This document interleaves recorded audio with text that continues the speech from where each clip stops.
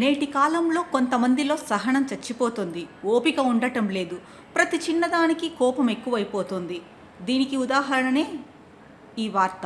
విశాఖలోని ఎంవిపి కాలనీలో జరిగిన ఈ ఘటన పలువురిని ఆలోచింపజేస్తోంది. Swiggy food delivery boy Harideva Sai కుమార్పై దాడికి పాల్పడిన ఘటనకు సంబంధించి పోలీసుల విచారణలో అవాక్కయ్యే వాస్తవాలు వెలుగు చూశాయి. Delivery boy Sai Kumar sir అని కాకుండా అన్నా అని సంబోధించడం వల్ల నిందితుడు పాండ్రంకి ప్రసాద్కు తీవ్ర ఆగ్రహం వచ్చింది. ఎవడ్రా నువ్వు నన్ను అన్నా అని పిలుస్తున్నావంటూ ప్రసాద్ కుమార్పై దాడికి పాల్పడ్డాడు. సార్, డెలివరీ ఇచ్చేశాను, అయిపోయింది కదా, నాతో ఇష్యూ ఎందుకు, వదిలేయండి సార్ అని చెప్పినా వినకుండా ఆక్సిజన్ టవర్స్ 29వ అంతస్తు నుంచి కింది వరకు వెంబడించి చొక్కా కాలర్ పట్టుకొని మరీ దాడి చేశాడు.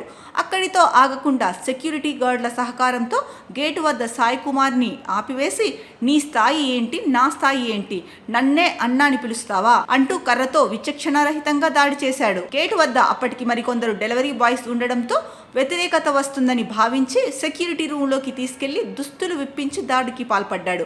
అనంతరం ఈ ఘటనలో తప్పంతా తనదే అని ఒప్పుకున్నట్లుగా సాయి కుమార్తో 2 లేఖలు కూడా రాయించుకున్నాడు. తర్వాత దుస్తులు లేకుండానే గేట్ బయటకు పంపించాడు. బుధవారం ఈ ఘటనలకు సంబంధించిన సీసీటీవీ ఫుటేజ్లు సోషల్ మీడియాలో చక్కర్లు కొట్టాయి.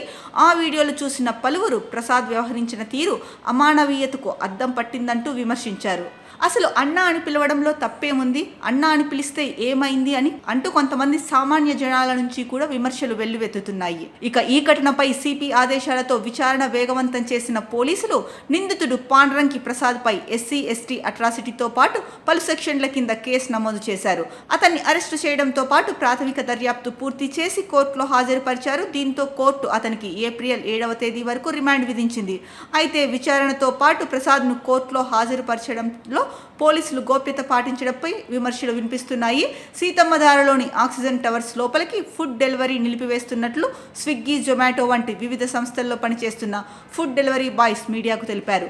నగరంలోని ఫుడ్ డెలివరీ బాయ్స్ అంతా కలిసి నిర్ణయం తీసుకున్నట్లు వెల్లడించారు. సాయి కుమార్ అనే ఫుడ్ డెలివరీ బాయ్పై ఆక్సిజన్ టవర్స్లోని ఓ ఫ్లాట్ యజమాని ప్రసాద్ దాడి చేసిన నేపథ్యంలో ఈ నిర్ణయం తీసుకున్నట్లు తెలిపారు. గతంలో కూడా ఇలాంటి ఘటనలు జరిగినట్లు గుర్తు చేశారు. 6 నెలల వరకు ఆక్సిజన్ టవర్స్ లోపలికి ఫుడ్ డెలివరీ చేయబోమని, కేవలం ప్రధాన గేటు వద్ద డెలివరీ ఇస్తామని డెలివరీ బాయ్స్ స్పష్టం చేశారు.